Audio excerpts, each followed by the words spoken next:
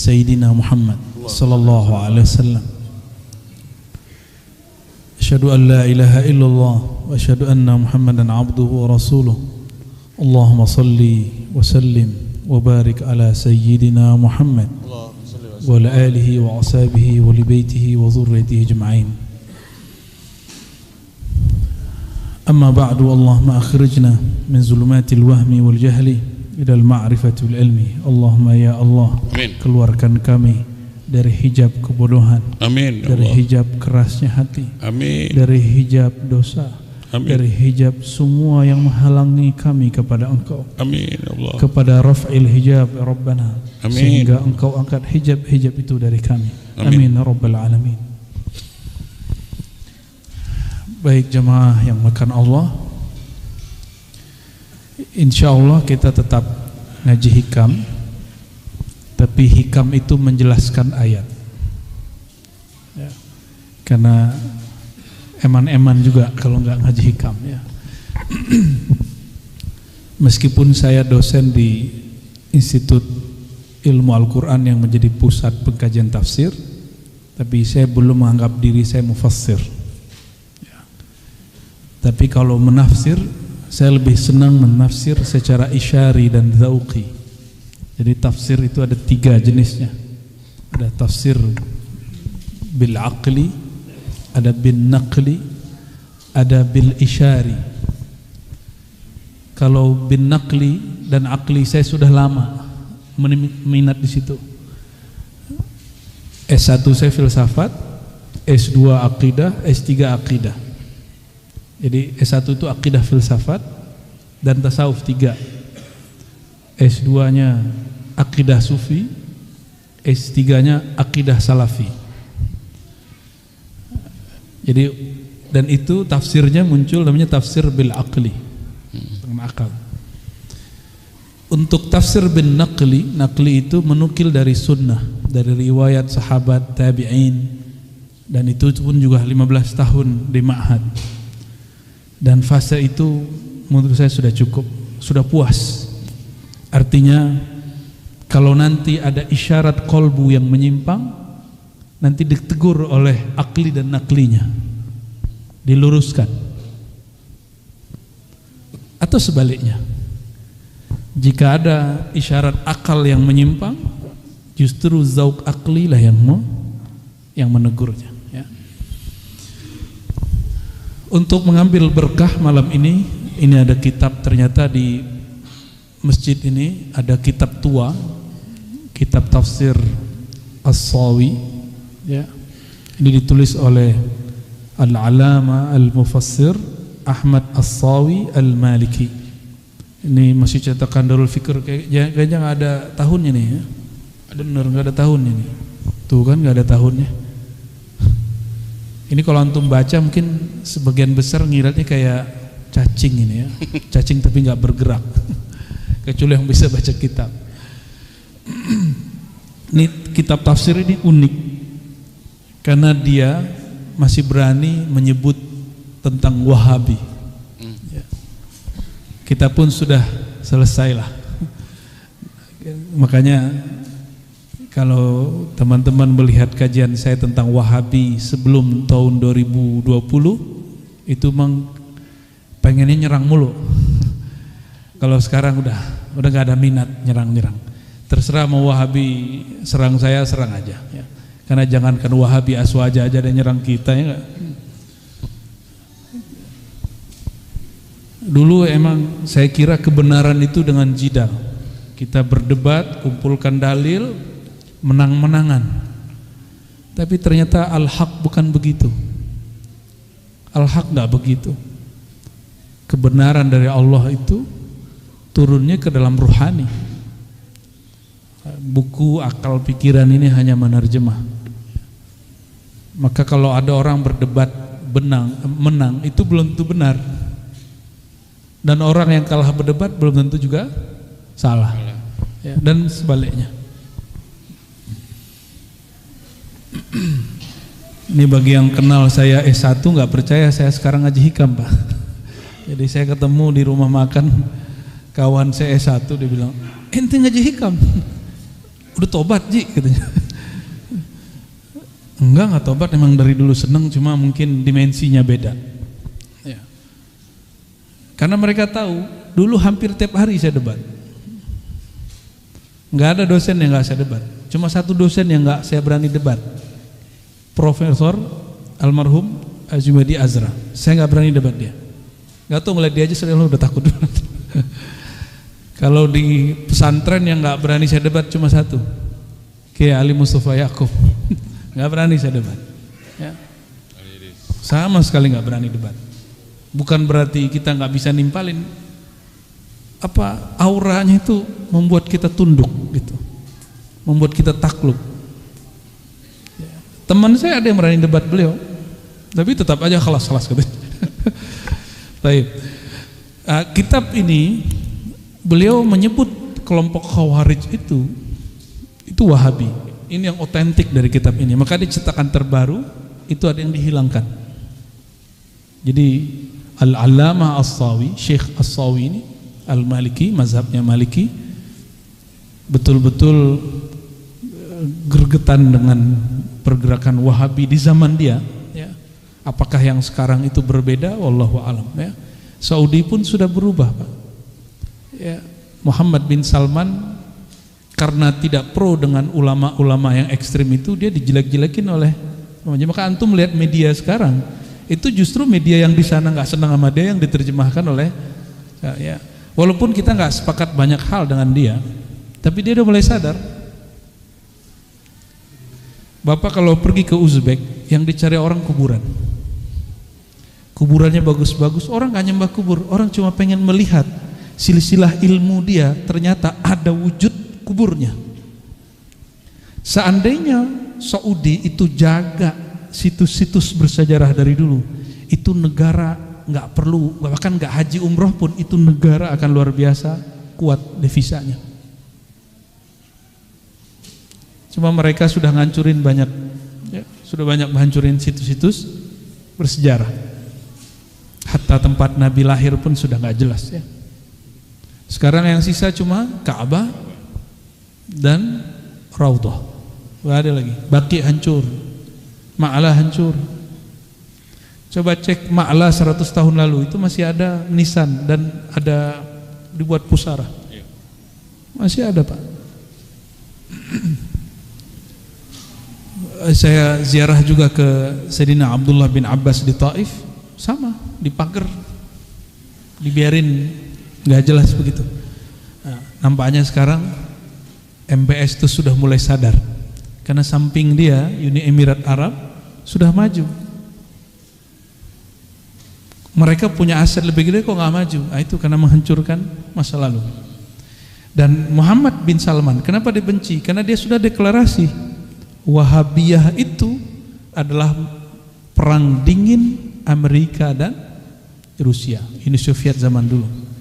Jadi pemimpin mereka itu dia kan perdana menteri statusnya, putra mahkota dan perdana menteri, sudah mengatakan itu.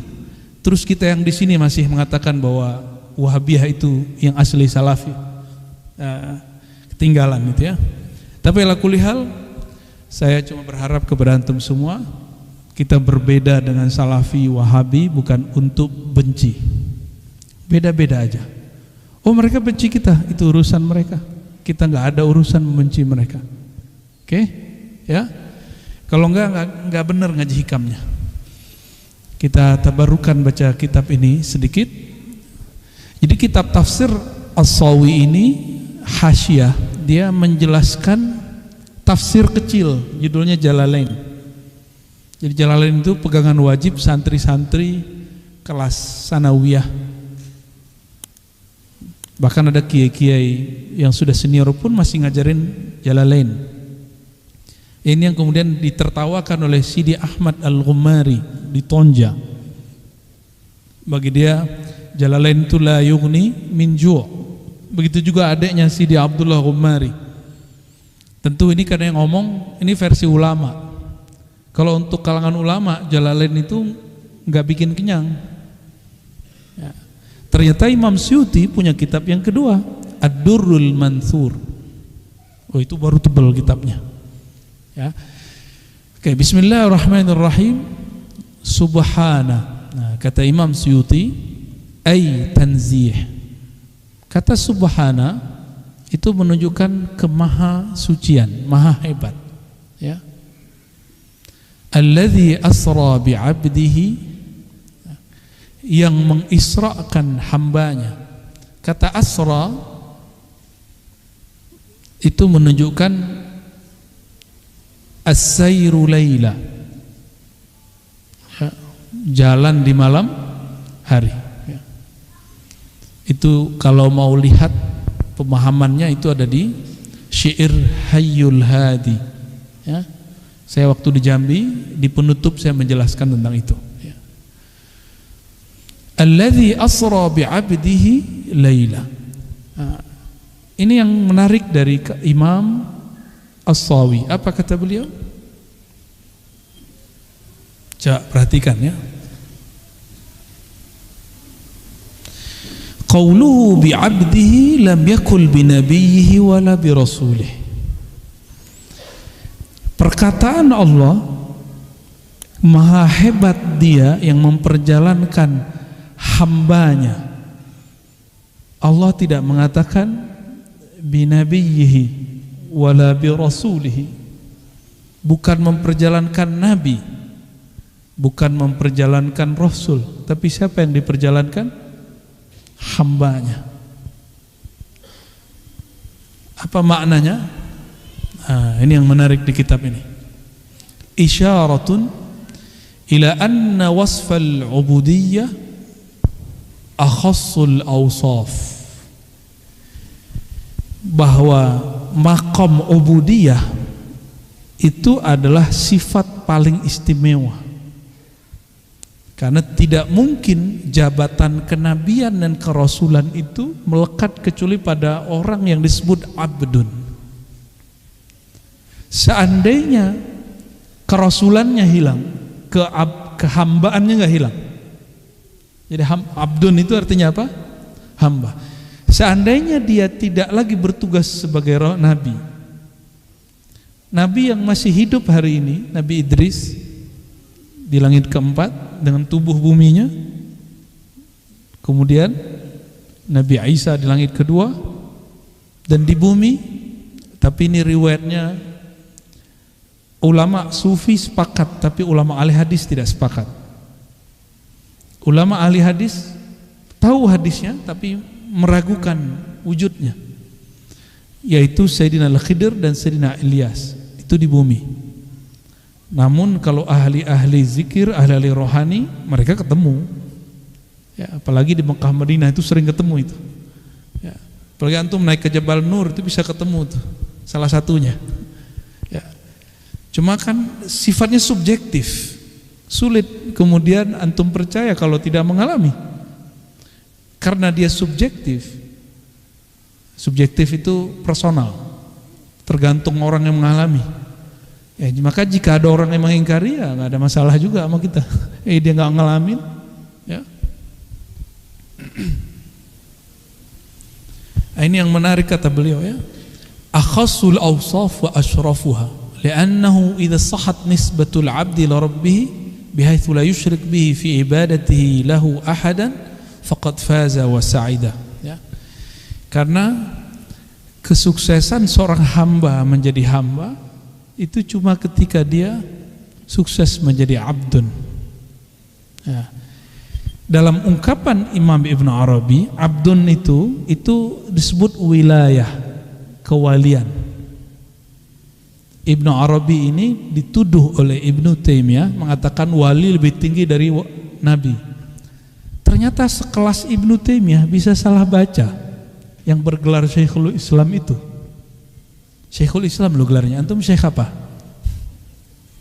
Ya, kalau sekelas dia Syekhul Islam bisa keliru, apalagi kita gitu. Dan kita memaklumkan itu tidak ada masalah.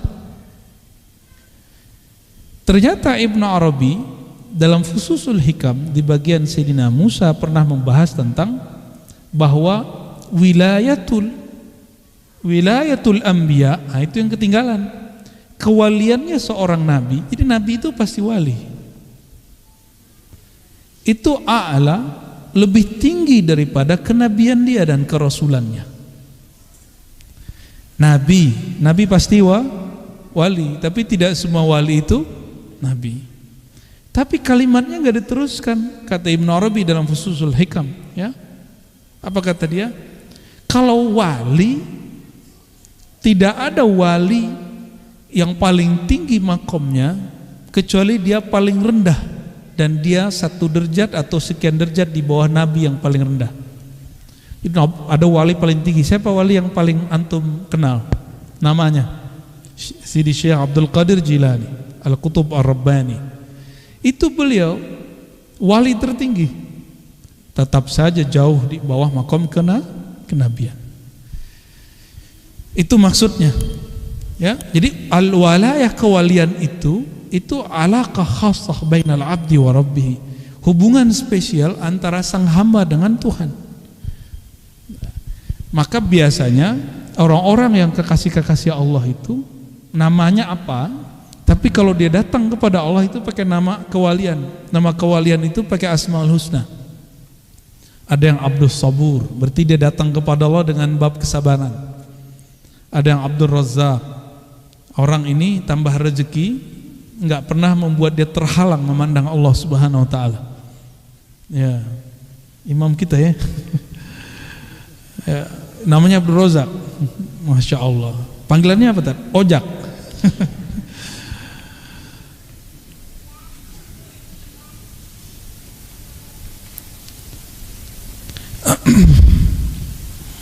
Lalu beliau menyebutkan di sini banyak sekali, ya. Tapi yang mau saya ambil bagian itu aja. Bagian yang lain mau ngisahin Isra Mi'raj sampai 12 malam mau. Janganlah ya.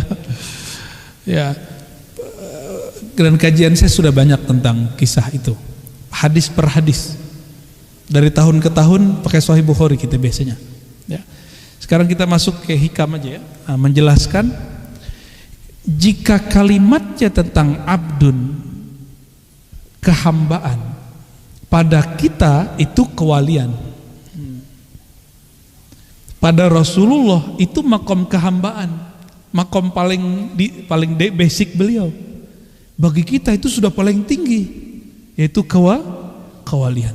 Mungkinkah seorang umat Nabi Muhammad SAW mengalami itu? Mungkin nggak? Antum pengen Isra nggak? Isra itu tujuannya apa di ujung ayat?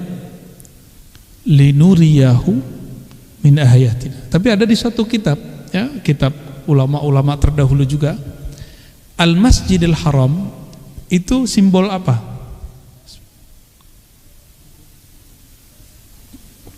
Kiblat. Apalagi?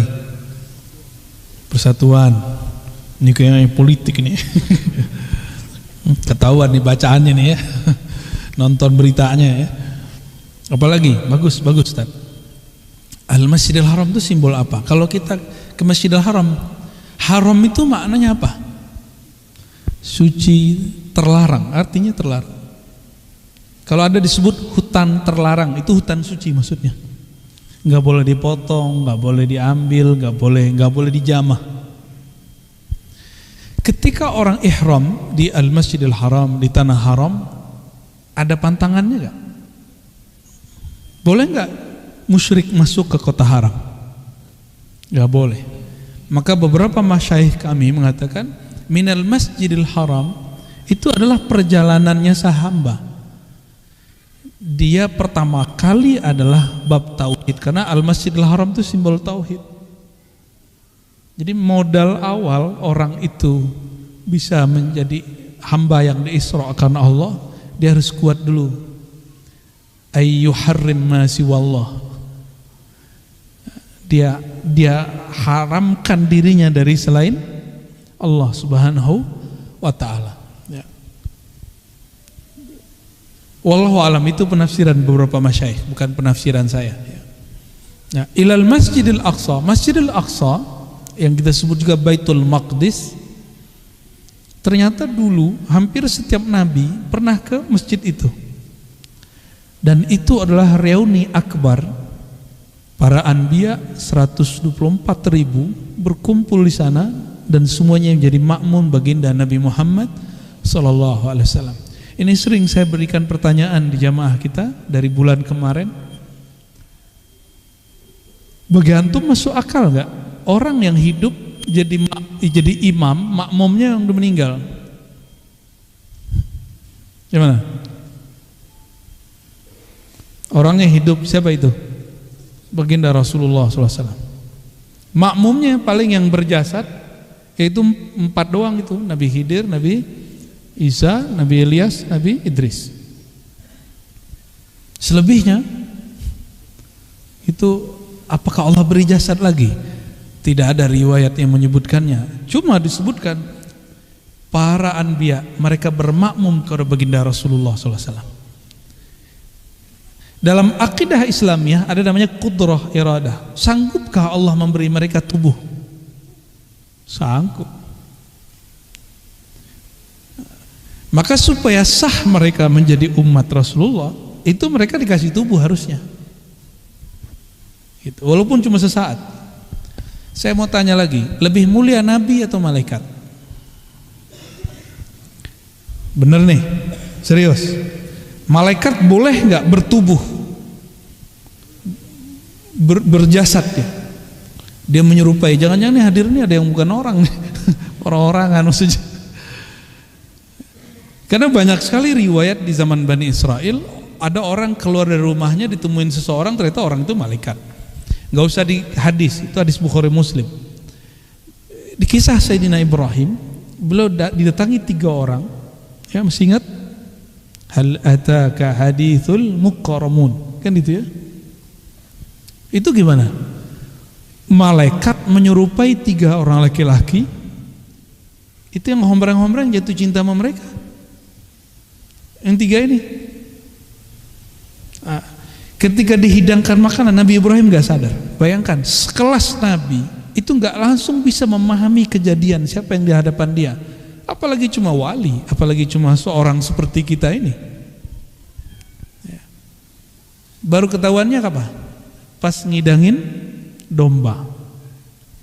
Nah, ini guyonannya para habaib. Inilah dalil awal makan kebuli. Ya enggak lah, dulu kan mana ada nasi di situ ya. Nasi itu kan dibawa oleh orang-orang India. Ya, sama orang Indonesia, Thailand di belakangan ya. Mungkin dulu apa gitu, wallahu a'lam. Yang penting dihidangkan daging domba. Ternyata mereka nggak mau makan.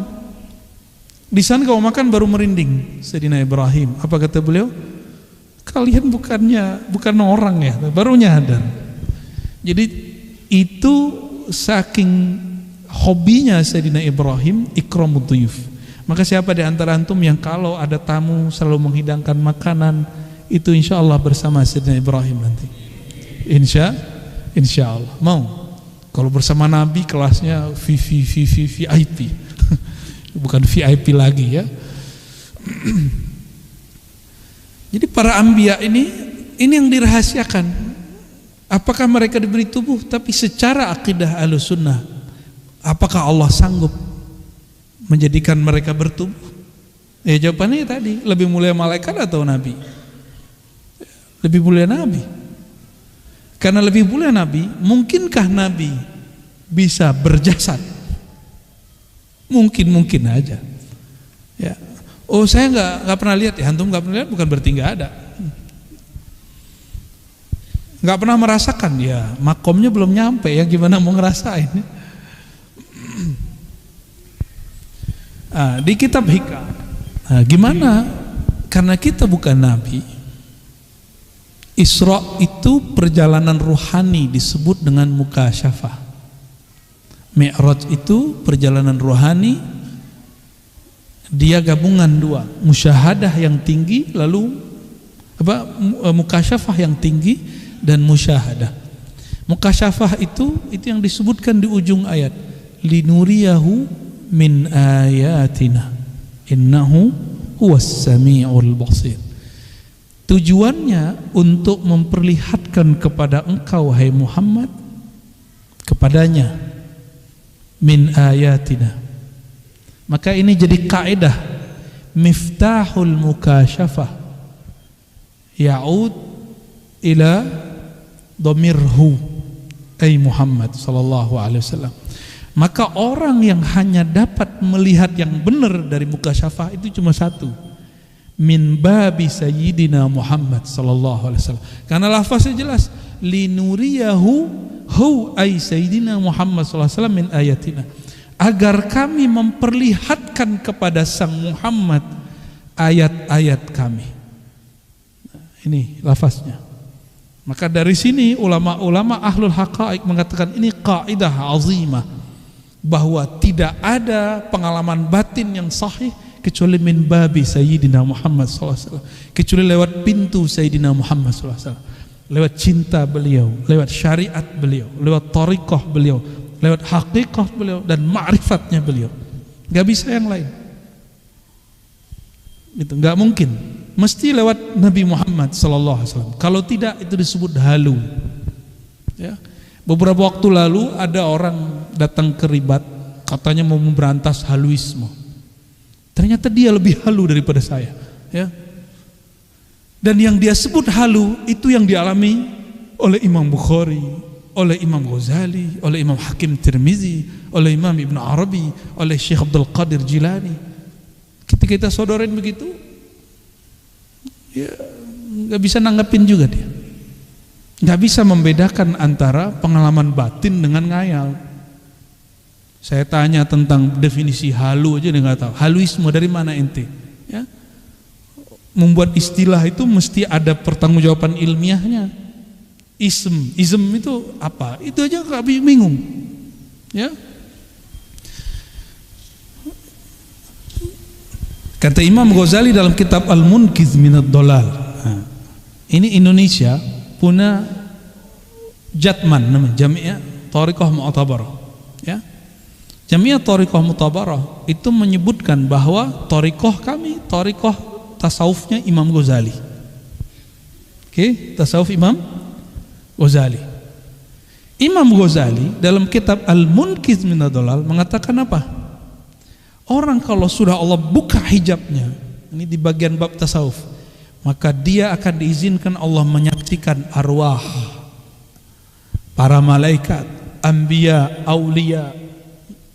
Ini kalimat, apa dia halu? Apa Imam Ghazali halu? Ada berani bilang Imam Ghazali halu? Ya, jangan-jangan ente yang halu, ya.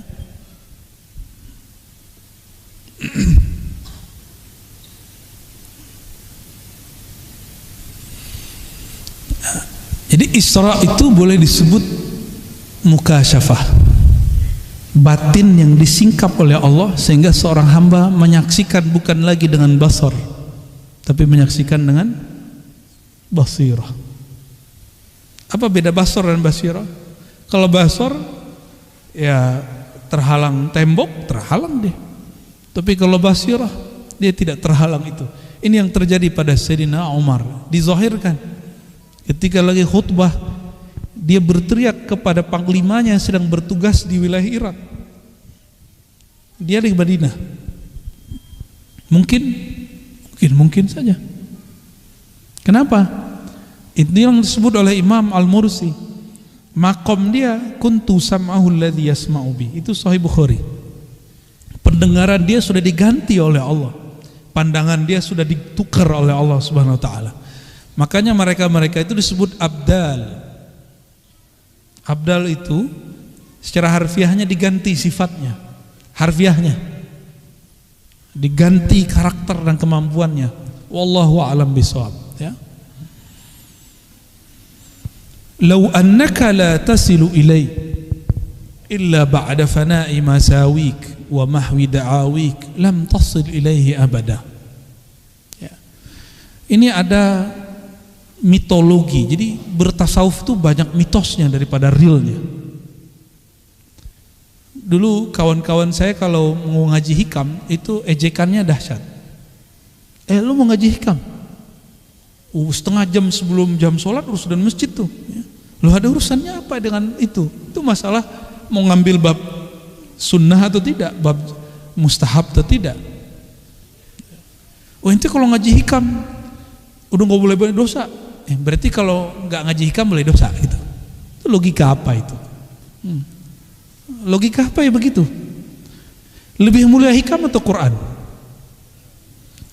Orang baca Quran, terus ada takdir dia berdosa, terus gimana? Ya tinggal tobat tuh, mudah.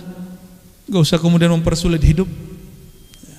Kalau mau dikasih perbandingan kira-kira seperti itu. Di hikam ada kalimat cara supaya kita bisa mengalami Isra rohani. Kalau Nabi SAW Isra Mi'rajnya udah pasti ruh dan jasad. Ini disebutkan di tafsir As-Sawi. Apa kata beliau?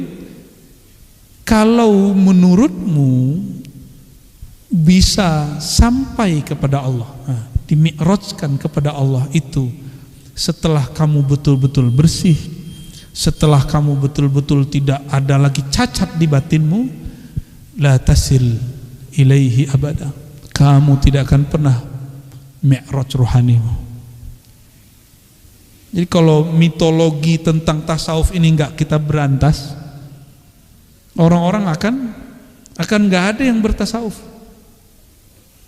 Kalau ngomong bertasawuf ntar lupa dunia loh. Lu gimana mau ngelupain dunia? Masih makan, masih minum, masih kawin, ya kan?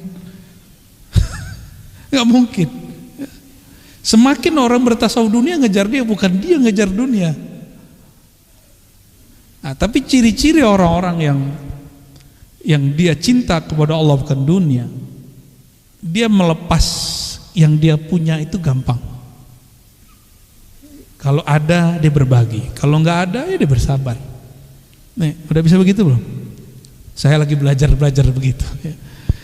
Kalau ada berbagi, jangan nunggu berbagi pas udah kaya. Kapan antum bakal jadi benar-benar kaya? Mulai berbagi itu dari sekarang kita udah mulai tabungan sedikit, mulai berbagi. Jangan nunggu kemudian numpuk duitnya. Nah, ini kita terjemah secara harfiah. Seandainya ada mitologi tentang tasawuf bahwa orang tidak usul kepada Allah illa tidak bisa mi'raj rohaninya kecuali ba'da fana'i masawik, setelah habis semua kesalahanmu, enggak akan ada lagi dosa, ente jadi orang suci dunia akhirat. Nah, begitu. Wa mahwi da'awik, hilanglah pengakuan-pengakuanmu, sombong-sombongmu, merasa-merasamu, ya. Lam tasil ilaihi abada. Kalau itu kriteria kalian tentang tasawuf, kalian tidak akan pernah bertasawuf. Kalau itu kriteria kalian tentang thariqah, tentang wusul, tentang sampai kesadaran bertuhan, bermi'raj rohani kepada Allah, maka kalian tidak akan pernah mencapainya. Ya, ini makom sulit, tapi pasti ada jalannya. Toh orang dulu bisa menjalaninya, masa sekarang nggak bisa? Imam Bukhari cari satu hadis berapa bulan? Berapa bulan Imam Bukhari cari satu hadis? 3 bulan tuh cepet. 6 bulan. Ada Imam Bukhari cari satu hadis, udah setahun baru ketemu orangnya. Itu Imam Bukhari. Maka menjadi ahli hadis dia bertahun-tahun. Sekarang antum coba cek Sahih Bukhari di Google, ketemu gak? Perlu berapa detik? Dulu 6 bulan, sekarang antum cuma 2 atau 3 detik, tergantung paketnya bagus dan handphonenya luar biasa. Berarti untuk mendapatkan apa yang didapat orang terdahulu, ini pakai analog sederhana. Saya belum pakai dalil, belum pakai dalil nas, nakli, akli aja dulu. Antum bisa dengan cepat mendapatkan hadis yang dulu Imam Bukhari nyari hadis innamal a'malu binniyat, dia berangkat dulu dari Uzbek ke Mekah. Antum bisa bayangkan 3-4 bulan. Gimana? Jika satu ilmu dahulu sekarang dapatnya sebentar, maka tenang aja. Pengalaman rohani, ilmu-ilmu kerohanian juga begitu. Dulu sulit mencapainya, sekarang mudah mencapainya. Jadi ini bergerak barengan. Dan semua itu Allah sediakan untuk akhir zaman ini. Hadis sekarang gampang ya. Saya nyari kitab sekarang tinggal telepon, besok datang kitabnya. Mau kita minta berapa dus, datang kitabnya. Kalau dulu enggak, kita jadi mahasiswa dulu aja sulit. Jadi 10 tahun yang lalu masih sulit. Sekarang katanya pandemi, katanya krisis, lebih mudah. Nah, maksud saya sederhana, bab kerohanian tambah mendekat akhir zaman, tambah cepat ya. Jadi nggak usah khawatir kemudian mengatakan itu mau orang dulu, kita mah sulit. Justru yang sulit itu dulu, sekarang mudah. Coba dulu mau ngaji hikam, antum dulu ke gunung dulu loh. Mau ngaji hikam ke Padang dulu. Saya dulu ngaji hikam di Padang, Pak. Dan bolos-bolos sekolah. Tiap hari Jumat kita bolos. Maka saya ngaji hikam itu keputus-putus. Minggu ini ngaji, minggu besok lihat dulu gurunya datang nggak. Kalau nggak datang, telat dikit saya langsung kabur. Sekarang enak kan? Direkam lagi kan enak. Nggak perlu bolos-bolos. Diulang-ulang, enak beneran tuh ya. Nah, kalimat ini untuk menghilangkan apa yang kita bayangkan bahwa bertasawuf, merasakan kesadaran bertuhan yang dirasakan para wali-wali itu nggak mesti antum menjadi orang suci gitu maksudnya. Saya nggak mesti jadi orang suci, karena jika engkau tasil ilaih, sampai kepada Allah ba'da fana'i masawik wa mahwi da'awik, kamu tidak lagi ada dosa, kamu jadi orang bersih sebersih-bersihnya, hati kamu bening sebening-beningnya, lan tasil ilaihi abada, kamu gak akan pernah menjadi kekasih Allah. Oleh karena itu, jangan heran nanti ada pemaksiat tobat sebentar, dia mengalami pengalaman batin yang luar biasa. Ada orang penampilannya gak kayak ustadz, tapi kalau zikir rohaninya sudah koneksi ke siapa. Antum kalau kurang percaya, baca kitab Imam Notoilah yang lain, judulnya Lataiful Minan. Saya sampai sekarang nggak pernah bosan. Dulu punya kitabnya satu, tahqiq Syekh Abdul Halim, nggak tahu hilang. Kita beli lagi, baca lagi, khatam lagi, nggak pernah bosan. Karena di situ para masyayikh kalau lagi zikir kadang rohaninya ketemu rohani siapa, ketemu Nabi siapa, itu biasa.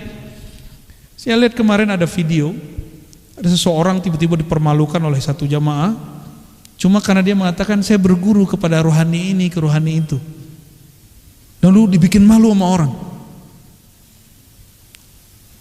Ini terjadi karena mereka tidak lagi membaca kitab-kitab turas. Ya, baca kitab Lataiful Minan cukup. Di situ Sayyidina Abul Hasan Syadzili mengatakan, guruku dulu Ibnu Masyis, sekarang guruku langsung Jibril, Mikail, katanya gitu. Antum kira-kira gimana tuh? Jibril, Mikail, Israfil, Warruh Al-Akbar. Aduh, kalimatnya ngeri kali, Pak. Saya baca itu aja, ini gimana nih kitab ini? Apa Ibnu Athaillah nggak takut dituduh sesat? Enggak, dia udah nggak takut. Dia nulis kitab itu karena tahu kebenarannya. Seandainya dia takut dicaci maki orang, dia nggak akan tulis kitab itu. Berarti wali-wali dulu udah selesai. Terus kenapa kita mundur? Kalau mereka sudah maju, kenapa kita mundur? Kita maju terus. Jadi mau orang bilang, Ar-Razi, ente jangan bahas hikam, itu kajian berat. Sorry, Ibnu Athaillah sudah buka, kenapa ente larang? Ya. Dan ini paling ajib, kitab tasawuf yang paling banyak syarahnya itu hikam Ibnu Athaillah. Dan hampir semua bahasa yang ada orang Islamnya. Bahasa Jawa ada, Pak, disyarah oleh Syekh Soleh Darat, pakai bahasa Jawa, utawi iku. Ya, saya juga nggak paham tuh. Kita ngerti baru lihat terjemahannya. Di Johor ada ulama nulis, di Minangkabau ada, di Sulawesi ada, di Kalimantan ada. Ada yang sempurna selesai, ada nggak sempurna. Di India ada, di Persia banyak, di Turki masya Allah. Ada semua. Ini kitab paling viral sampai hari ini ya. Ya arifuhu al-wali wa ghairul wali. Wali nggak wali kenal kitab itu. Baik. Clear ya? Jadi kalau belajar tasawuf nggak mesti nunggu suci, oke? Ya. Jadi antum nggak mesti jadi wali dulu baru ngaji hikam. Kebalik, ngaji hikam supaya jadi wali. Bukan jadi wali dulu baru ngaji hikam. Ya. Ada yang protes, ente kayak wali aja. Iya, saya wali anak saya. Ya. Bener itu ya. Emang standar wali apa sih?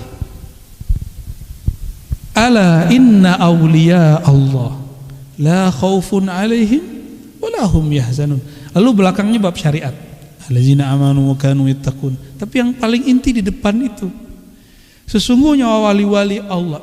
Jadi kalau orang-orang kebanyakan melihatnya itu la khaufun alaihim wa la hum yahzanun.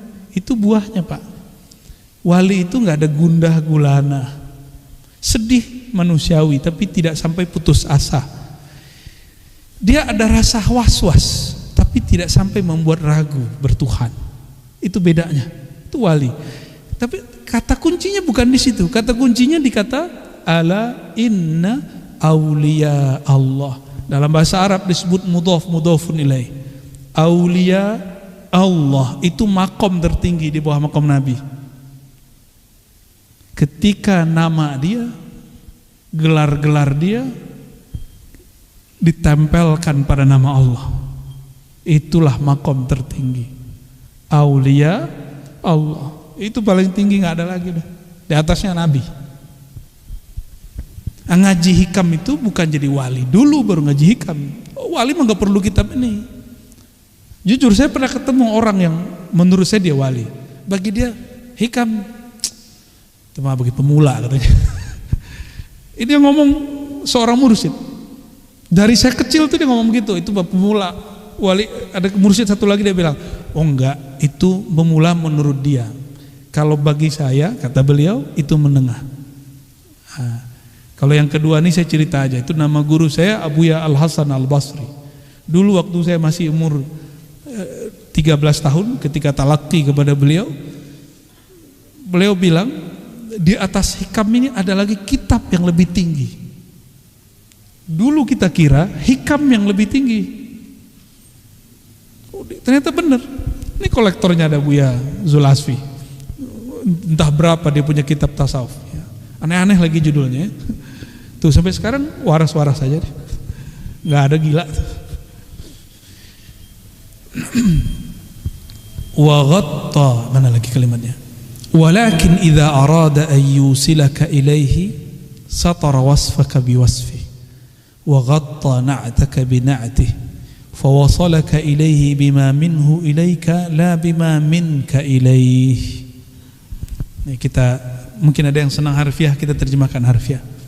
Walakin, tetapi jika dia hendak mengisrakan engkau, memi'radkan engkau, mewusulkan engkau, satara wasfaka biwasfi, maka sifat rendahanmu akan ditutup oleh Allah dengan sifat keindahannya.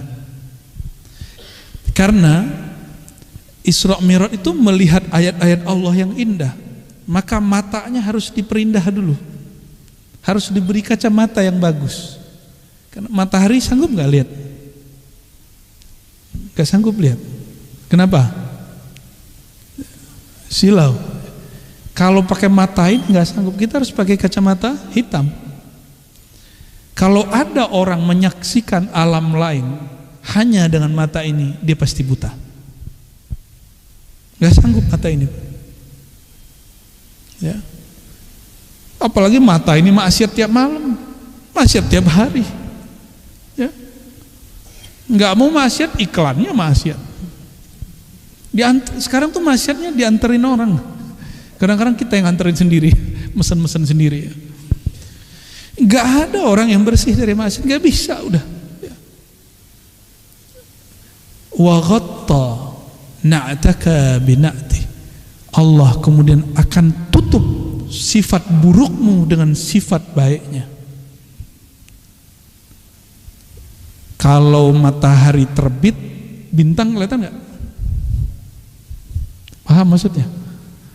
Kalau cahaya nurullah terbit, maka semua kegelapan di batin akan hilang. Itu maksudnya. Ini kita malam hari butuh lampu banyak. Coba siang hari butuh lampu enggak? Cukup satu cahaya matahari. Dan semakin banyak manusia, mataharinya perlu nambah enggak? Satu aja mataharinya. Karena matahari enggak pernah butuh kita. Kita yang butuh matahari. Fawasalaka ilaihi bima minhu ilaik. Maka Allah mengundang kamu. Nah, Isra Mi'raj itu kan Allah mengundang. Maka lafaznya bukan sara, tapi asra. Dia yang mengundang Rasulullah SAW di malam hari untuk datang kepadanya. Nah, fawasalaka ilaihi bima minhu ilaik. Allah akan beri undangan itu kepadamu sehingga engkau sampai kepadanya, engkau bisa mi'raj rohanimu kepadanya karena anugerahnya mutlak, bukan bima minka ilaih, bukan karena amal baikmu, bukan karena sucimu. Oleh karenanya normalnya orang kalau mau ditalkin itu wiridan 7-40 hari baru kuat kolbunya talkin. Tapi orang-orang tertentu ketemu semalam, ketemu sejenak dan guru sudah boleh ditalkin. Tapi itu nadir. Kata salah satu guru kami di Malaysia, Tuan Guru Jahid namanya, an-nadir kal adam. Dia ngomong gitu. Jarang itu kayak nggak ada.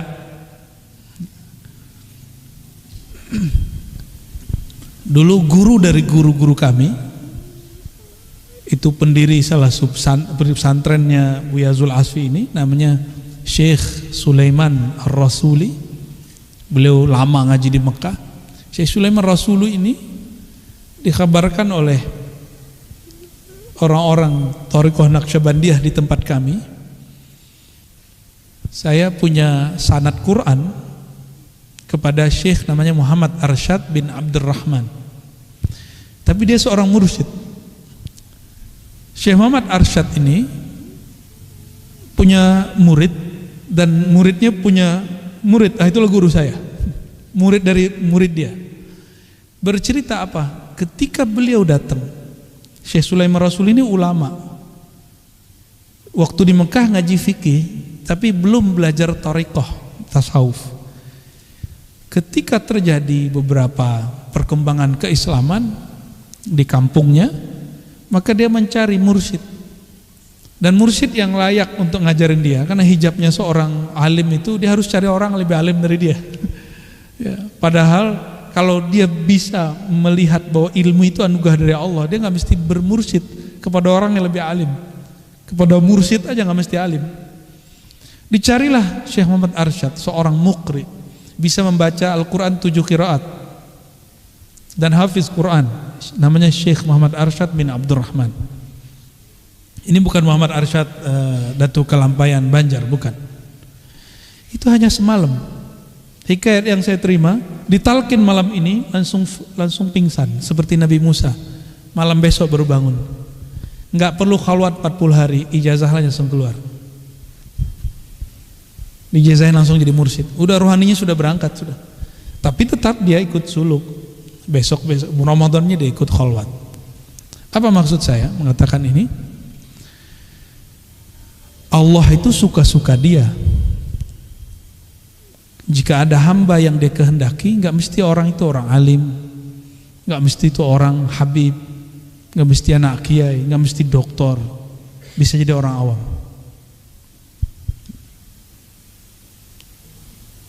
Orang yang mati masuk kubur itu ruhnya masih ada nggak? Kalau masih ada, seharusnya bisa komunikasi dong, Pak. Ya, mungkin nggak komunikasi? Nabi SAW itu sering mempertontonkan itu di depan para sahabat. Lewat di Ma'la nyapa, lewat di Baqi nyapa, lewat di Uhud nyapa. Bahkan kadang ngobrol. Ketika ketemu dengan di tempat habis ma'rakah, tempat perang yang di situ gugur orang-orang kafir Quraisy, apa kata Nabi? Oi fulan, apakah kalian menemukan apa yang dijanjikan Tuhan kalian. Nabi ngajak ngomong. Meninggal baginda Rasulullah SAW, Sayyidah Fatimah ketika Nabi Muhammad SAW dikubur, itu kalau kita ngubur biar tanahnya kuat, kita injek-injek, ingat apa kata Sayyidah Fatimah? Ya abtah, wahai ayahanda. Manggil ayahnya, ayahnya sudah dikubur. Itu Sahih Bukhari, Pak. Ada yang berani menentang Sahih Bukhari? Ya. Memanggil orang dikubur, ya abtah, wahai ayahanda, ya abati, kan maknanya begitu. Betapa teganya orang nginjek-nginjek kamu, kira-kira gitu. Sayyidah Aisyah tinggal bersama kubur baginda Rasulullah SAW bertahun-tahun sampai ayahnya meninggal. Lalu kemudian masuk Sayyidina Umar di kubur situ, baru dia keluar.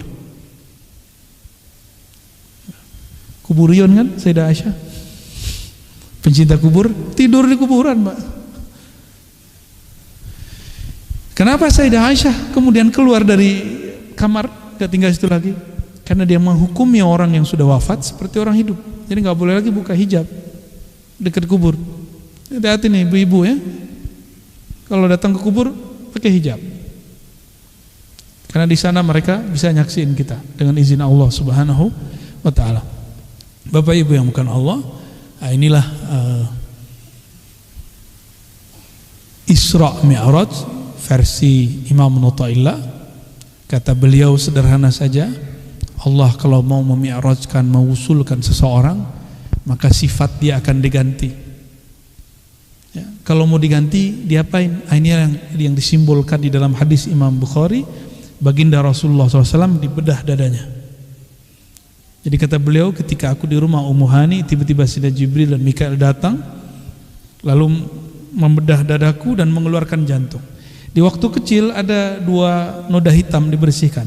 Setelah dewasa udah nggak ada. Cermin bersih, digosok lagi, tambah terang. Nah itulah rahasianya. Qalbu Rasulullah itu sudah bersih, dibersihkan lagi. Akhirnya nurun ala nur, cahaya di atas cahaya. Itulah maksudnya. Kalau yang di hadis itu simbol, karena itu alam antara tidur dan jaga. Baru beliau sallallahu alaihi wasallam jaga. Artinya apa, Bapak Ibu yang bukan Allah? Apabila seseorang akan Allah undang untuk hadir di hadiratnya, ya, fi al-hadrah al-hilahiyah, maka Allah akan membersihkan sifat-sifat orang itu. Sesaat itu aja. Setelah itu mungkin dia kembali lagi ke sisi manusiawinya, mungkin dia kotor lagi, tapi dia tidak akan pernah lupa dengan pengalaman itu. Inilah yang dikatakan oleh Imam Abdul Qadir Jilani. Apa kata beliau dalam Al-Fathur Rabbani? Ketika seorang hamba, jadi maksudnya dirinya sendiri, berzikir duduk dalam khalwatnya, meninggalkan sisi basyariahnya, maka Allah datang mengenalkan diri kepadanya. Ana Rabbuka. Allah berkalam kepada Syekh Abdul Qadir, wahai Abdul Qadir, akulah Rabbmu. Ini yang sisi, yang cerita benarnya. Kalau cerita yang jeleknya itu yang mengatakan semenjak hari ini semua yang haram halal bagimu. Ini bukan yang itu. Bukannya itu. Ini cerita yang benarnya. Kita kan taunya selama ini cuma kisah itu. Akhirnya kita nggak pernah percaya kalau ada orang mengalami ana rabbuka, kata Allah kepada dirinya. Padahal itu terjadi pada Imam siapa? Syekh Abdul Qadir Jilani. Beliau nabi atau bukan? Kalau beliau bukan nabi, berarti beliau seorang hamba Allah min ummati Sayyidina Muhammad SAW. Maka mungkinkah umat hari ini bisa mengikuti jejak beliau? Sanggupkah Allah memperkenalkan dirinya seperti dia memperkenalkan dirinya kepada Syekh Abdul Qadir Jilani? Mungkin nggak? Mungkin.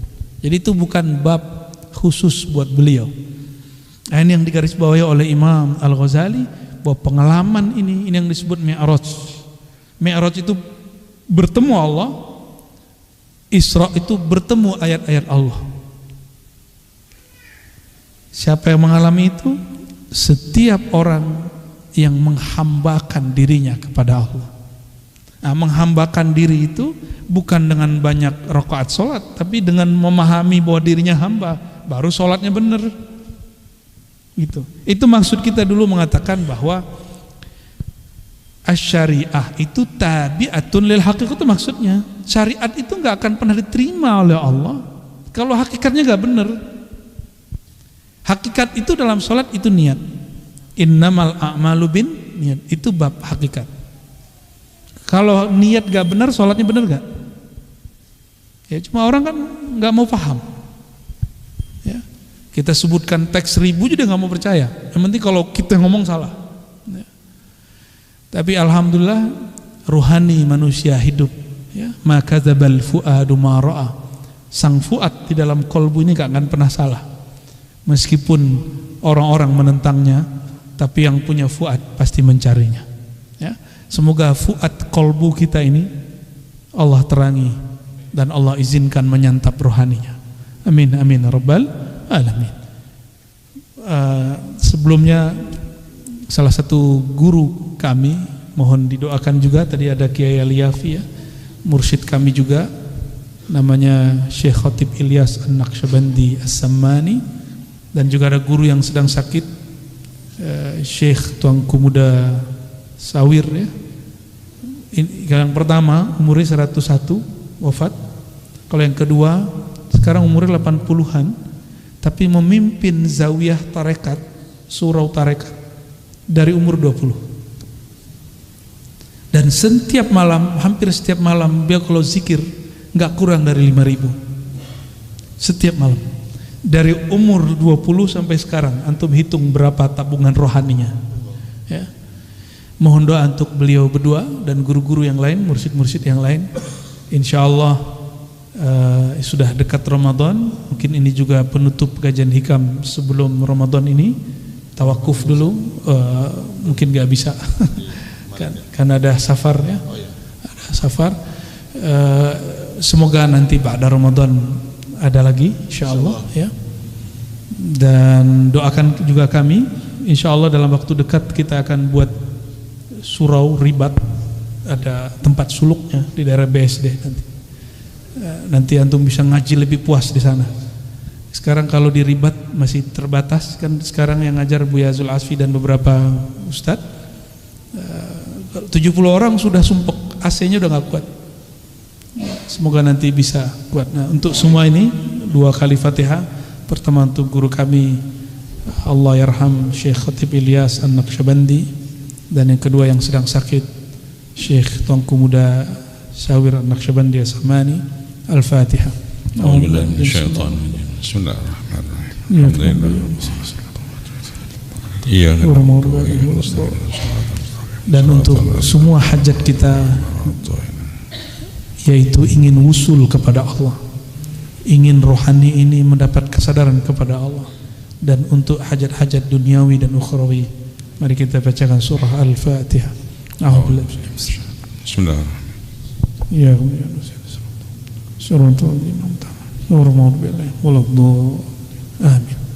Ya, fadhal. Ada karena tawakuf sampai setengah 10 boleh. Baik, kalau masih ada pertanyaan-pertanyaan, Kak Buya ada berikan kesempatan kepada Bapak Ibu yang ingin bertanya, angkat tangan aja, sebutkan namanya nanti. Ada dari ibu-ibu? Enggak ada? Oh, masih ada. Maaf. Assalamualaikum. Nama saya Sahril.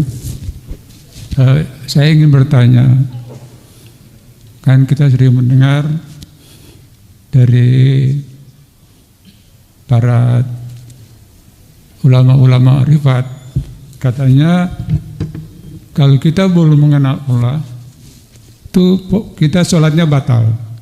Nah, ini menurut Buya gimana? Yang kedua, ada juga yang punya pendapat, kenapa Nabi Musa itu berdoa kepada Allah, berarti dia belum mengenal Tuhan gitu. Nah, itu kira-kira penjelasan Buya. Terima kasih. Assalamualaikum warahmatullahi wabarakatuh.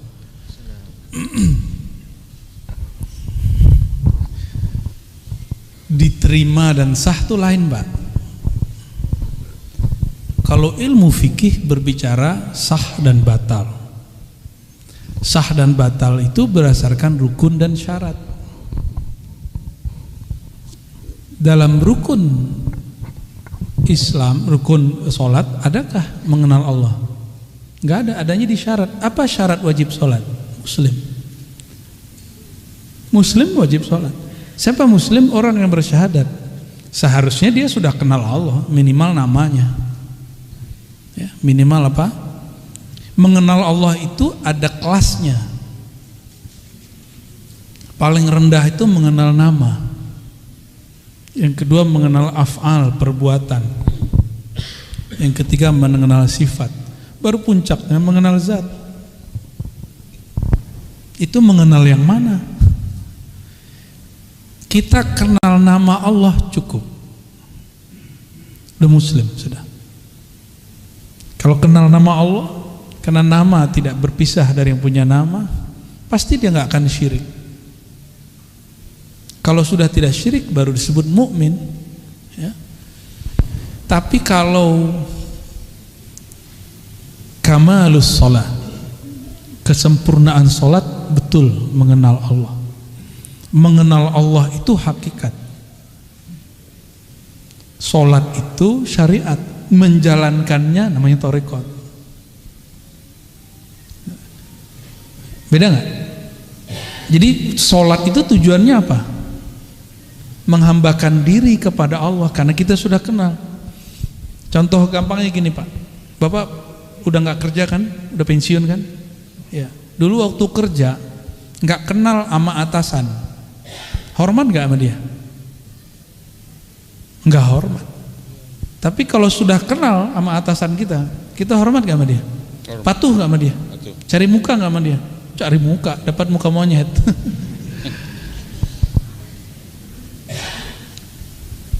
Kalau orang kenal kepada Allah, maka dia patuh kepada Allah.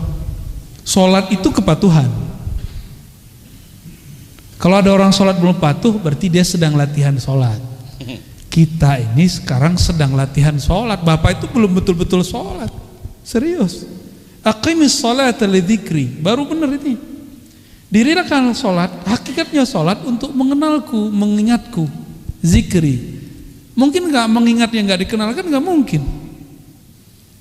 Maka sholat, zikir itu wajib, itu pasangannya. Kalau sholat tidak ada zikir, maka secara ilmu hakikat tidak diterima, bukan batal. Jadi kadang-kadang istilah fikih dibawa ke akidah, istilah akidah dibawa ke bab tasawuf, nggak nyambung. Ya. Orang yang ingkar kajian-kajian kita itu rata-rata dia ambigu, dia talfik, campur-campur istilah. Udah jelas kitab tasawuf dibacanya ala akidah, udah jelas bab akidah dibacanya ala fikih, udah jelas bab hakikat dibacanya versi fikih. Batal tidak batal itu bab fikih, jangan salah bab, jangan salah istilah.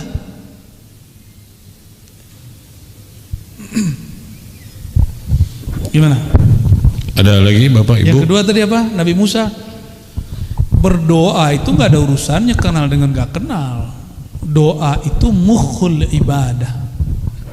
Doa itu inti dari kenal. Apa arti doa Pak? Doa itu bahasa Arab artinya apa? Minta itu bahasa modus itu. Minta itu bahasa Arabnya tolab.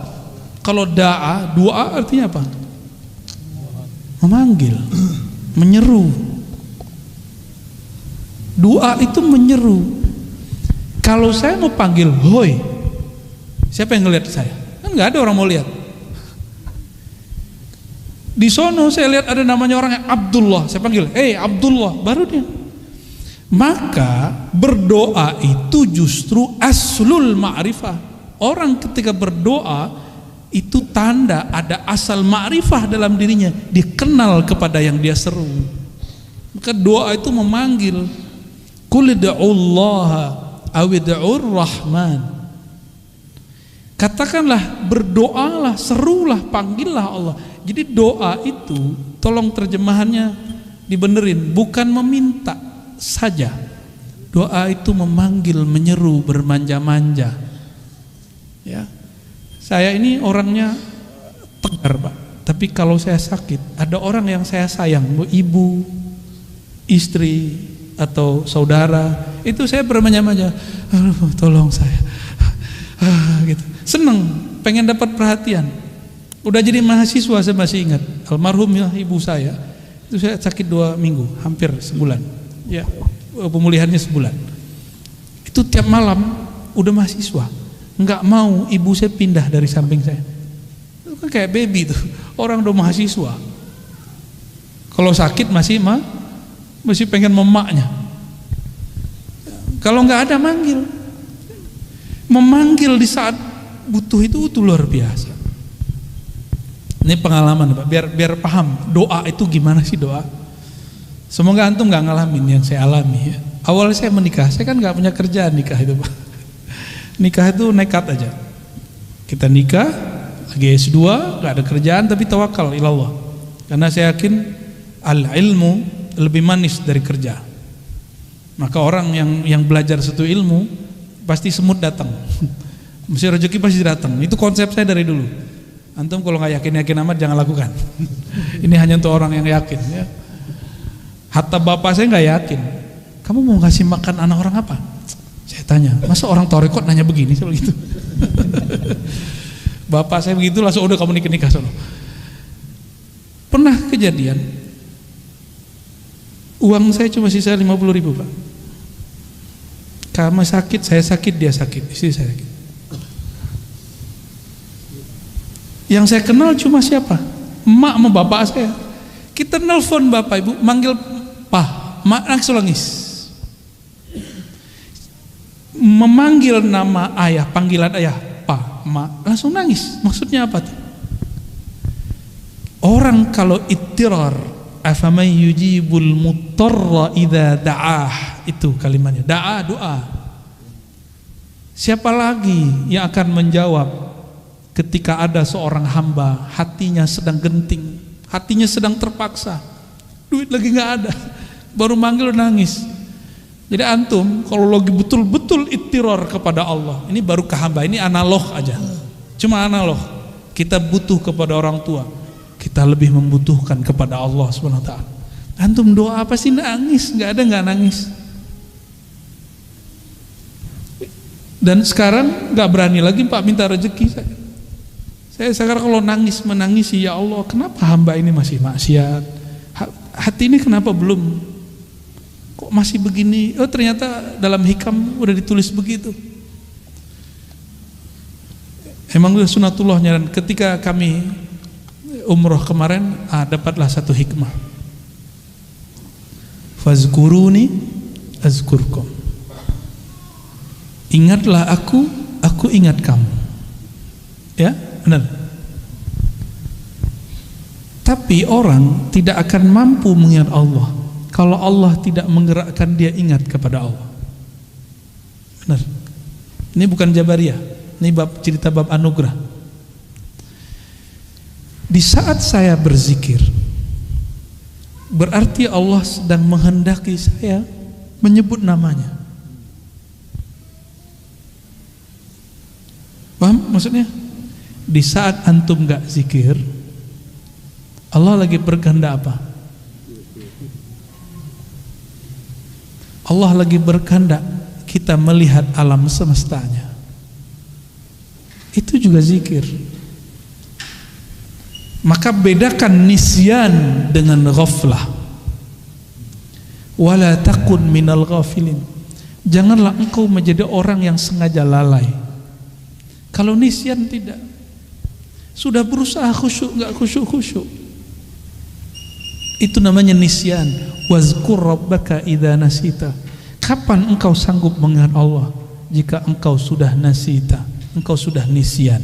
Itu kata Imam Najmuddin Al-Kubra. Nisyan ini dua, lalai, lupa. Pertama dia lupa kepada dirinya, baru dia ingat Allah. Itu namanya zikir khafi. Yang kedua, dia lupa alam semesta, dia kemudian ingat Allah. Itu namanya zikir jahar. Jadi seseorang berzikir jahar keras, itu bukan suara yang meninggi. La ilaha illallah itu suara raf'us saut. Tapi zikir jahar menurut ahlul haqaiq. Ketika engkau memandang alam, tapi engkau tidak melihat alam, yang engkau lihat adalah sumbernya alam. Maka di saat kita melihat alam, mungkin lidah nggak nyebut Allah, qalbu nggak nyebut Allah, tapi kan kita ngelihat perbuatan Allah, ya kan? Zikir juga nggak? Jadi orang kalau faham bab ini, dia tidak akan pernah lupa kepada Allah walaupun 1 detik. Antum nggak akan mungkin bisa zikir subhanallah tiap detik, nggak mungkin. Saya ahli talqin, alhamdulillah dapat ijazah lebih dari, nggak usah sebut ya, takut antum takut disebut macam-macam lah antum ya. Dapat izin mentalkin zikir Allah, Allah, Allah. Tapi saya boleh jujur kepada antum supaya antum tidak mentakdis, mengkultuskan. Qalbu ini kadang dia fokus nyebut nama Allah, kadang tidak. Dan sekian tahun saya mencari jawabannya, baru dapat waktu malam Rajab kemarin, 27 Rajab. Waktu sedang melihat ke Masjidil Haram. Pagi-pagi mulai dari ba'da subuh sampai syuruk. Habis syuruk kayaknya malas hati ini mau sarapan, karena lagi asik sarapan rohani, mendapatkan sir fazkuruni azkurkum. Dan di alam ini kan kalau enggak namanya Allah, perbuatannya Allah, kalau enggak sifatnya Allah dan pemiliknya zatullah. Jadi tubuh kita ini enggak boleh pisah sedikit pun dari nama Allah. Pisah mati. Maka kalau ada binatang mati itu dia enggak nyebut nama Allah lagi. Jadi setiap binatang, tumbuhan itu ada nama Allah, Allah titipkan di mereka. Kalau di riwayat hadis diberikan rasio yang bagus, bahwa ada malaikat bertanggung jawab di pohon. Tapi menurut kitab Isrul Asrar Syekh Abdul Qadir Jilani enggak. Di situ ada sir, ada ruh, ar-ruh an-nabat, ya, ruhun nabat, ruh an-nabat. Jadi berdoa bukanlah tanda tidak kenal Allah, tapi berdoa itu menunjukkan bahwa ada aslul ma'rifah di qalbunya. Maka di hadis disebut mukhul ibadah. Ya, kalau saya boleh menyebut istilah lain, ad-du'a simatul walayah. Doa itu ciri khas kewalian. Itu. Ya. Wali itu kenal sama yang dia panggil. Ya, kalau nggak kenal, kalau panggil istri kan nggak ada yang lihat, tapi panggil nama dia pasti dilihat. Ya. Berani manggil orang pakai oi? Hah? Coba manggil Allah pakai oi, oi, oi, oi, bisa nggak? Enggak. Di jalan ketemu orang kita panggil, yang kita panggil namanya atau tubuhnya, tangan gitu nggak? Namanya atau gelarnya. Mungkin dia dulu rektor kita, Pak Rektor, walaupun dia bukan rektor lagi. Jadi yang dipanggil apa? Nama dan gelar. Ya, Pak DKM. Oke, barangkali itu ya. Jadi tolong diluruskan Pak, ngaji ma'rifat tuh harus hati-hati, ngaji hakikat. Karena ya, banyak orang tergelincir di situ. Kita berdoa semoga Allah menjaga kita semua. Gimana? Masih lanjut? Ya. Marrah wahidah. Fadhal. Assalamualaikum warahmatullahi wabarakatuh. Assalamualaikum warahmatullahi wabarakatuh. Saya baca dalam kitab karangan Syekh Imam An-Nawawi. Dalam kitab itu dijelaskan dalam Banten. Banten. Syekh. Di situ ada materi yang menjelaskan tingkat keunggulan makhluk. Di antaranya dijelaskan oleh Syekh Ahmad Marzuki. Jadi tingkatan ini para nabi dan rasul lebih unggul daripada malaikat. Yang lebih unggul daripada nabi dan rasul adalah Nabi Muhammad. Setelah Nabi Muhammad adalah Nabi Ibrahim, Nabi Musa, Nabi Isa, Nabi Nuh. Nah, pertanyaannya Bu ya, kenapa setelah Nabi Muhammad itu Nabi Ibrahim dan nabi-nabi yang lain? Sedangkan kita tahu bahwa nabi itu banyak. Kenapa Nabi Muhammad baru Nabi Ibrahim? Sekian. Assalamualaikum warahmatullahi wabarakatuh. Assalamualaikum warahmatullahi wabarakatuh. Sayyidina Ibrahim itu sebutannya Abu Tauhid. Abu Tauhid. Apa arti Abu Tauhid? Abul Muwahhidin, bapaknya ahli tauhid.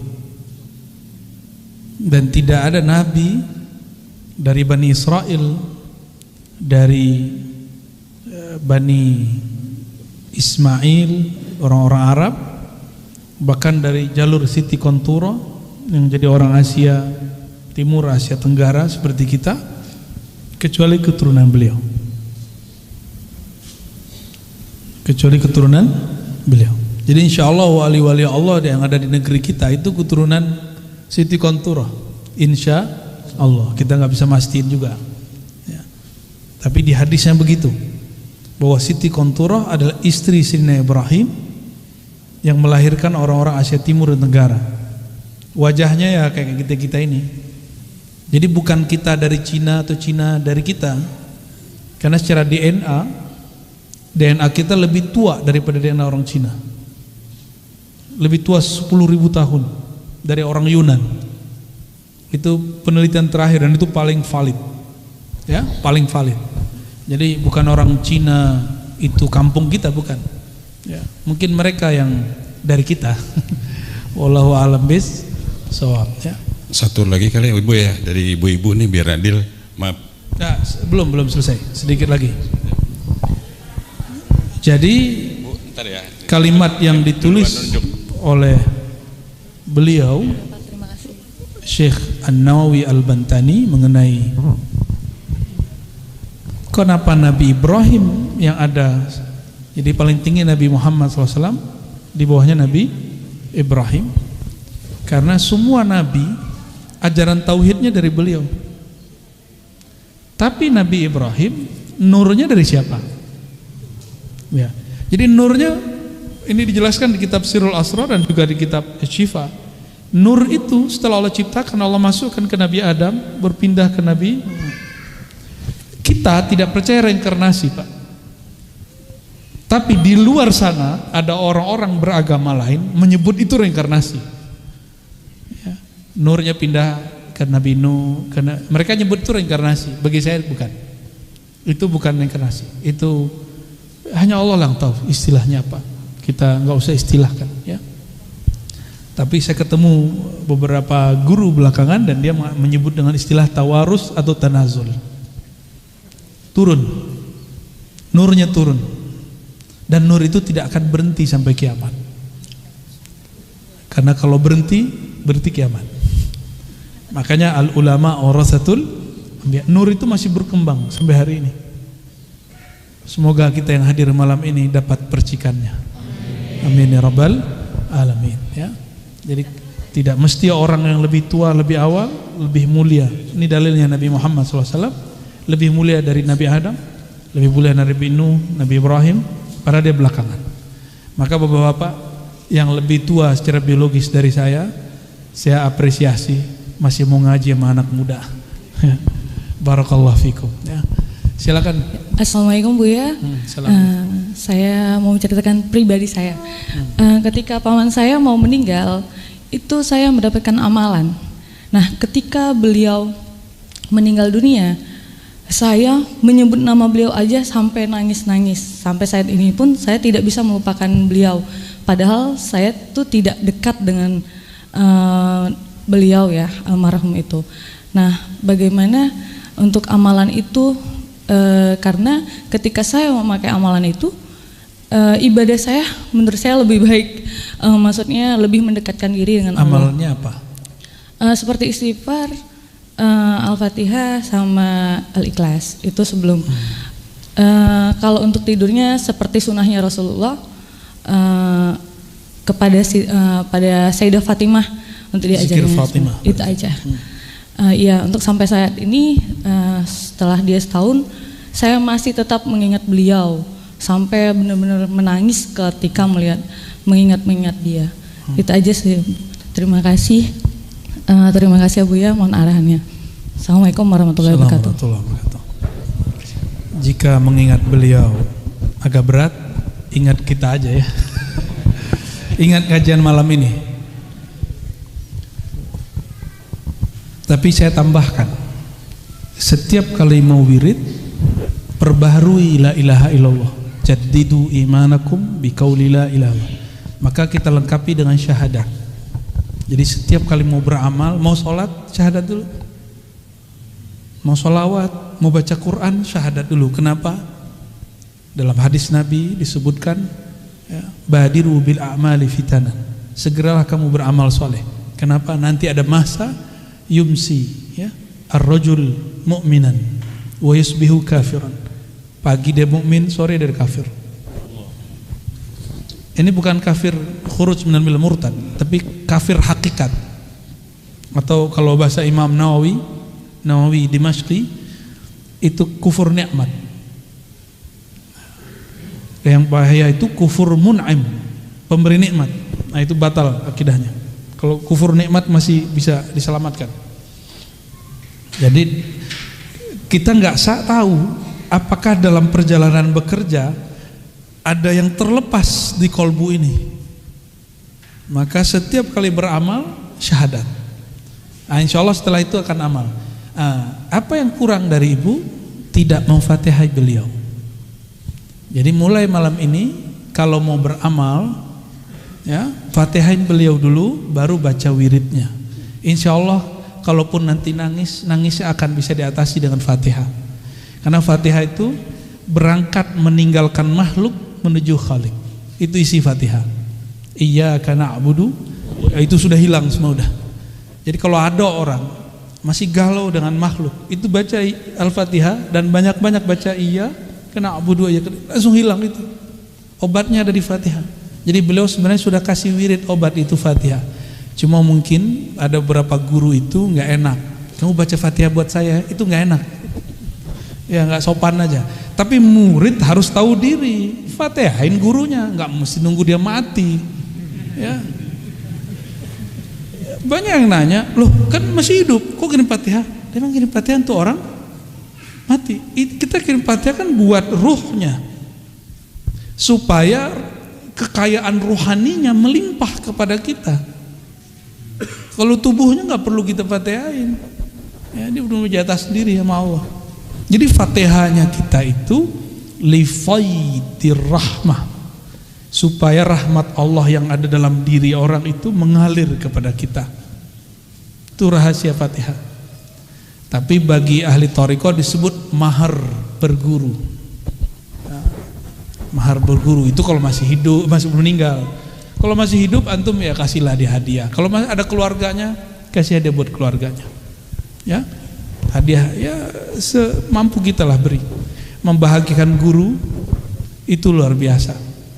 Itu cara paling cepat menuju Allah Subhanahu wa taala. Jadi ada tempat saya orang nggak ngamalin macam-macam, nggak sempet. Dia cuma tukang masak gurunya. Setiap gurunya lapar, nasi sudah ada. Apa katanya? Masya Allah, Ananda, semoga Allah memberkahimu. Itu orang yang wiridan di surau belum ada yang didoain satupun. Belum. Malam Lailatul Qadar semua orang tertidur, dia yang bangun sendiri. Dia lagi dulu kan masih pakai kayu la ilaha illallah, masuk la ilaha illallah, semuanya pakai la ilaha illallah. Itu api nggak berasa panas sama dia, dia gini-gini aja mana. Ya, karena dia nggak ngeliat api, dia ngeliat yang lain. Ada orang yang sadar saat dia Lailatul Qadar, ada yang tidak. Ada yang dia cuma zikir aja, dia nggak tahu kalau itu Lailatul Qadar. Nggak ada masalah, nggak mesti ada pengalaman aneh-aneh.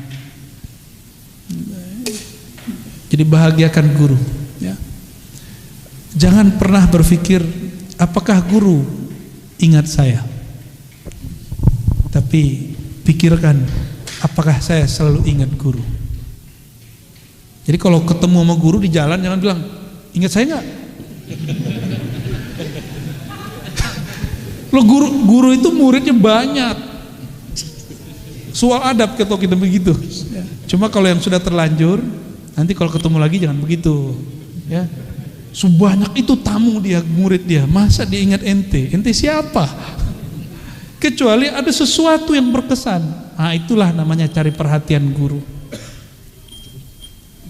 Cari perhatian itu ngasih hadiah, datang berkunjung. Kalau nggak datang berkunjung, ya senangkan hatinya. Maka dia akan ingat terus. Maka dalam kitab disebut ya, di Syarah Hikam juga Imam Sya'rani, jangan kamu tanya kepada gurumu, ingatkah engkau kepadaku? Tapi tanyailah dirimu, seberapa ingat kamu kepada gurumu, sebanyak itulah kamu bisa ingat Rasulullah SAW. Sebanyak apa kita terkenang ajaran Rasulullah, indahnya Rasulullah, akhlak Rasulullah, rindu kepada Rasulullah, maka sekencang itulah. Ini yang disebut di dalam hadis Nabi, hadis Qudsi, siapa yang datang kepadaku berjalan, ya, Allah, aku datang kepadanya berlari. Maksudnya apa? Siapa yang datang kepadaku berjalan, menjalani ajaran kekasihku, aku akan jemput dia. Dia datang jalan, aku lari. Cepat sekali. Itu yang disembunyikan dalam isyarat hadis ini. Ya. Jadi kita tertatih-tatih bangun malam hari, terus saja lakukan terus. Nanti di satu saat, ini sebagai penutup di Syarah Hikam, ya. Satu saat, di saat saya sudah nggak ambisi mau mi'raj, sudah nggak berangan-angan mau wusul, udah nggak minat lagi mau kasyaf, tidak kasyaf, sudah netral dan nol kalbunya. Kata Imam Abul Abbas Al-Mursi, guru Ibnu Thaillah Sekandari, la yasilal abdu ilallah wa huwa mustahin ilal wusul. Seseorang tidak akan sampai kepada Allah jika dia masih bersyahwat pengen usul, jika dia berangan-angan ingin kasyaf, ingin sakti, ingin dapat Lailatul Qadar. Gak usah ditunggu-tunggu, jadikan kullal lail Lailatul Qadar. Apa ciri-cirinya? Mulai malam ini antum jangan kurang witirnya 3, kalau bisa 11. Ya. Biasanya nonton dulu nggak kalau malam? Bener? Nih bener nih.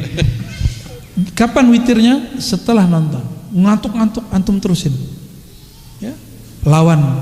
Ini sudah deket, nggak nyampe berapa hari lagi nih? 23. Sudah ini Syabannya udah berapa nih? Berarti nggak nyampe 25 hari lagi. Ini udah gak ada ceritanya. Tiap malam antum sudah hampir wajib witir. Oke? Ngaji hikam gak? Beneran nih ngaji hikam? Oke, tiap malam witir. Saya gak bilang wajib loh ya. Hampir wajib. Pengen dicintai Allah, pengen wusul tanpa susah payah, autiru walau biraka'ah. Berwitirlah tiap malam. Ya. Nanti ada masa di saat kita gak berangan apa-apa, antum mengalami suatu pengalaman yang luar biasa indah. Insya Allah hazina wa likulli salihah. Al-Fatihah. Bismillahirrahmanirrahim. Alhamdulillah.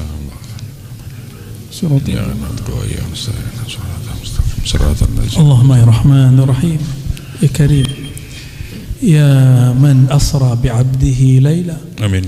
Ya Allah, صل على سيدنا محمد اللهم صل وسلم عليه الذي أسريته من المسجد الحرام إلى المسجد الأقصى. Amin. Ya Allah, sampaikanlah salam kami kepada hamba Engkau, kekasih Engkau. Amin. Nabi kami, Rasul kami. Amin. Sumber dari nur alam semesta kami. Amin. Nabi Muhammad sallallahu alaihi wasallam.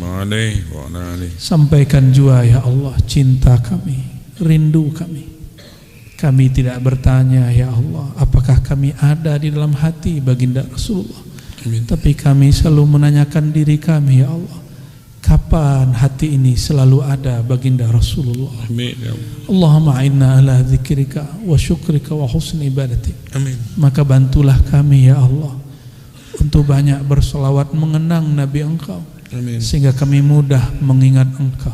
Amin. Sehingga kami mudah mensyukuri Engkau. Amin. Sehingga kami mudah menyempurnakan keubudian kami kepada Engkau. Allahumma ya muqallibal qulub, ya musarrifal qulub, sabbit qulubana ala dinika wa ta'atik. Amin.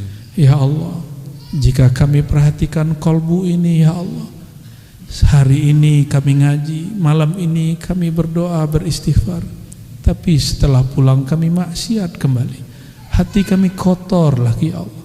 Jika mengandalkan kesucian hati, kebeningan hati ya Allah, kapan kami akan merasakan kerinduan kepada Engkau ya Allah? Amin. Kapan kami akan sampai kepada keridhaan Engkau ya Allah? Maka falaula minnatun minka ya Mannan ya Hannan. Amin. Kalau bukanlah karena anugerah dari Engkau ya Allah, kami tidak akan merasakan kehadiran Engkau dalam diri kami ya Allah. Farzuqna ya Rabbana al-hudur wal yaqaza wal fana wal baqa biminnatik wa bini'matik. Maka dengan nikmat dan anugerah kemurahan Engkau jua ya Allah, bikaramika ya karim, Amin. bi'ataika ya mu'ti. Amin. Dengan kemurahan Engkau yang tak bersyarat ya Allah. Meskipun kami masih durhaka ya Allah, jemputlah rohani kami untuk merasakan kerinduan itu kepada Engkau, merasakan hadir Engkau dalam ibadah kami ya Allah. Amin ya Allah. Allahumma ya Allah, qulubuna muzlimah, kalbu kami ya Allah penuh gelap. Gelap karena sombong, gelap karena duniawi, gelap karena urusan-urusan kecil yang masih menghambat kami di dunia ya Allah. Amin ya Allah. Namun nur Engkau ya Allah jika telah terbit, maka semua kegelapan akan hilang ya Allah. Amin. Fa asyrik ya Rabbana nuraka fi qulubina, maka terbitkanlah ya Allah dengan kerahmanan rahim-Mu, dengan kemurahan hadiah-hadiah-Mu, Amin ya Allah. cahaya Engkau, cahaya Nabi Engkau di dalam diri kami ya Allah. Amin ya Allah. Nawwir qulubana ya Rabbana binuri mahabbatik. Amin. Maka izinkan ya Allah diri yang hina ini ya Allah, mata yang masih maksiat ini, telinga yang masih maksiat ini, kolbu yang masih berkhianat ini, untuk merasakan ya Allah cinta kepada Engkau ya Allah. Amin.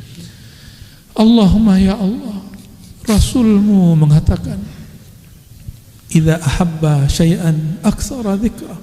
Jika seorang hamba cinta sesuatu akan banyak berzikir mengingatnya.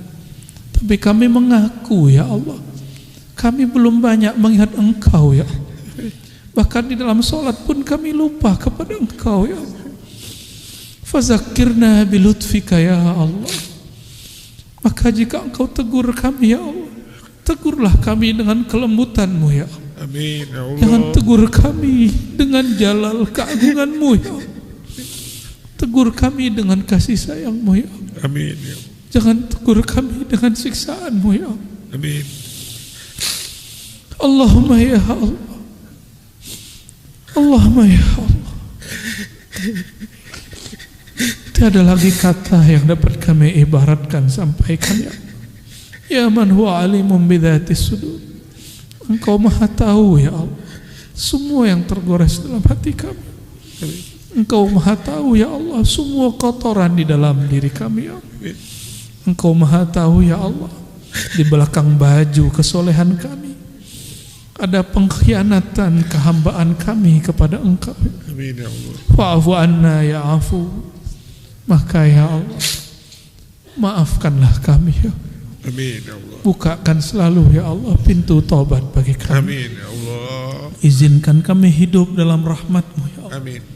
Wafat dalam maghfirah-Mu ya Allah. Amin ya Allah.